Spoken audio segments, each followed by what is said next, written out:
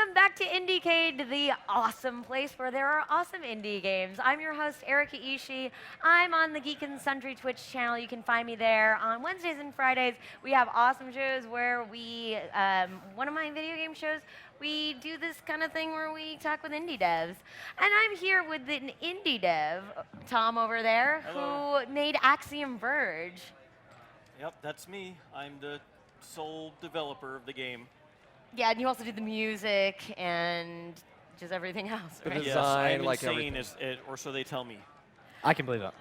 And who's playing with us here? I'm Tom, also known as Syndicate. I was on the stream earlier playing some Super Fight, but this is my first time getting hands-on with this game, and so far I'm flying through it pretty smoothly. You think? You sound pretty Oh, confident. You sound wow. pretty Okay, confident, so Tom. that's my friendship with you ended, Tom. Thanks, And man. who are you? Who am I? I'm Rob Manuel. I'm part of Geek and Sundry as well. I'm their editor-in-chief. Woo. I would like to remind everybody that you can go to twitch.skybound.com and give feedback on all the games that you've seen here so far and win some prizes. We've got lots of giveaways for Walking Dead and for Super Fight and for Steel Series gaming gear and cute little dragon plushies. So go Aw. check that out. I know. Sounds great. Aren't they really cute? Oh my God, this is it? Yeah, that's Aw. them. They're very cute. Very cute. Okay, so this game. Yes. So- This game, though. So what is going on in the game that we're sort of like weird area, we're fighting things. What's going on? Yeah, so the narrative is that your character he's not from this strange world. He's a scientist, and he has a lab explosion. After which he wakes up here and is kind of guided by this mysterious voice telling him to get this and do that. So he doesn't really know any more than the player does as to why he's there or what this place is. This is very reminiscent of, I'm sure you've heard before, of Metroid, sort of the different areas, the different weapons as you're picking up. As I think you just picked up like a new weapon Right, that... in terms of the upgrade system and the look of it, and even the music is so dead on and being a spiritual successor. What were some of your inspirations for this game? So like originally, I didn't set out to make a game that's going to be like the successor to the Metroid series. Really, what I was trying to do was just make a game that was the perfect amalgamation of a lot of my favorite games. So Metroid was in there definitely, but I also wanted to kind of bring in the controls and the action from Contra. I like the grappling hook and Bionic Commando, so that makes an appearance later. And then there's just various little things. Hints of Blaster Master are in there, as well as Rygar. So that's what I set out to do, and it kind of morphed over time. At one point I wanted it to be like a melee game, more like Rygar, but that turned out not to work out as well as I wanted it to. So sort of eventually skewed into what it is now. So like different things, different ideas. I have to say, I've played a bit of this game as well, and it's the weapons. The weapon system is like so amazing. Like there's the weapon that you have here, which sort It's of pretty badass. is this ball, but then like you can make it explode in the middle. There's like later on you get like a drill. Later on there's like a drop bomb. There's like all sorts of other things. Like, what were some of like your ideas, and actually, what are some of your favorite weapons that you created for this game? So I guess I like to backtrack a bit. My kind of philosophy was that I didn't want the weapons to just be +1 versions of previous weapons. I didn't want it to be that you just upgrade the weapon and a number is incrementing. I actually wanted them to be physically different from each other. Like for example, this one, it fires the big blast, and then you press again, and it shoots another one. It's actually basically lifted verbatim from this weapon that was in a game ages ago, Star Control, that had a very similar thing from one of the spaceships. And I mentioned that game just because I liked the way every ship in that game had a different kind of game mechanic tied into its weapon. So in this game, there's each weapon it controls differently. I think my favorite one. It's probably there's this kind of Rygar-esque death yo-yo that you get later, but it's a little bit more fluid than the Rygar one, because once you shoot it out, you can like aim in any direction, and it kind of flies around and comes back to you through the whole arc that you directed it. So I think that's my favorite one. What were some of your inspirations for the music? Because the score for this is one of my favorite parts about it. What the hell? Sorry. So yeah, I mean, obviously yourself. there's I got killed by a surprise thing. there Like is 1 some, HP. some chiptune in there. You know, as you can hear, some like samples that are like Ness square waves and triangle waves. But I didn't want it to be just a straight up chiptune. I sort of wanted it to be, you know, like the best incarnation of like classic game music as it is, like in your memory, recollecting it, as opposed to how, you know, it would sound if you know, plugged in headphones into an NES. So, you know, it's the chiptune, but like mixed in. I like a lot of my influencers are going to be like actual electronica, like Orbital. You know, I'm a fan of like Ladytron, Roixop, Hybrid.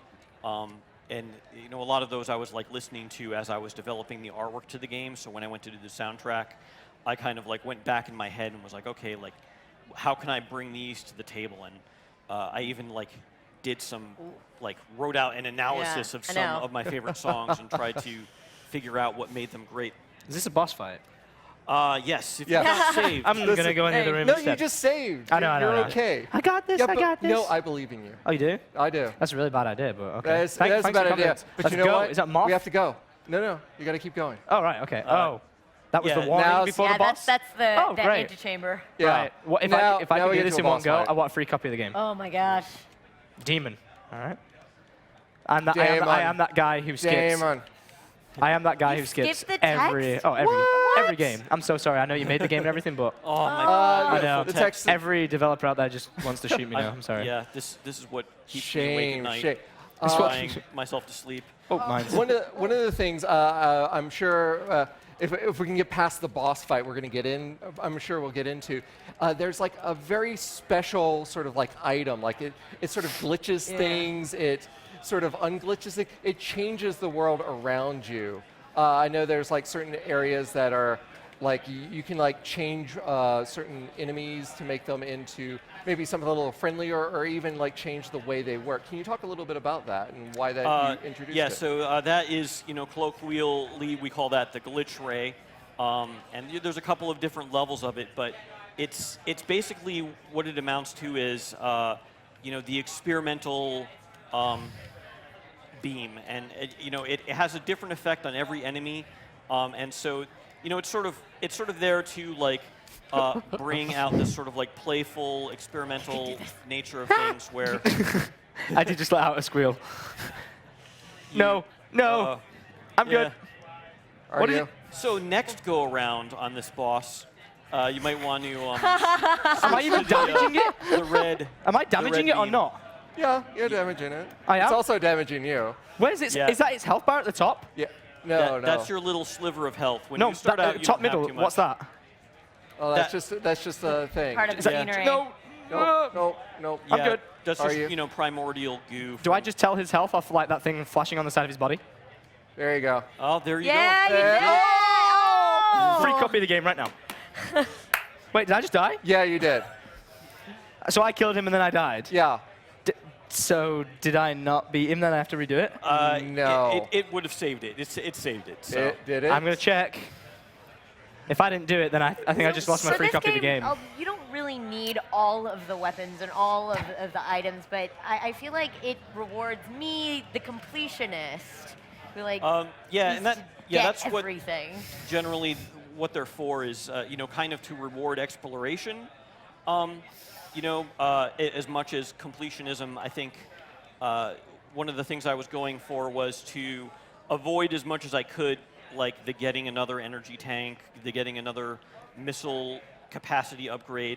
Like I do have Nice. that kind of thing, but I also safe. wanted there to be, I did it. you know, much more of, did you it. know, you explore and you might find a completely different attack, and it's optional. You don't have to do it, but it makes it more fun if you do it. Nice. Obviously, you know, there's so much to this game. There's so many nooks and crannies. There's so many weapons. How long did it take you to make this?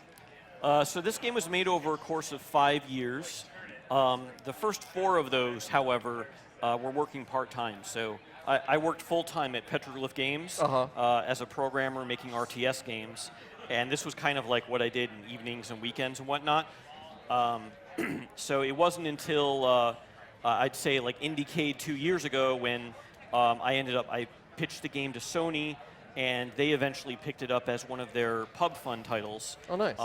It was then that I was able to start working on this full time, because that, it gave me the risk mitigation where I knew I could like quit my job, and I would be able to pay my mortgage and whatnot. So so that final year, the 5th year I worked on it, I probably made about half the game. 5 years. Yes. Wow. Yes. Good job, dude. Is there more that you'd like to explore in this world?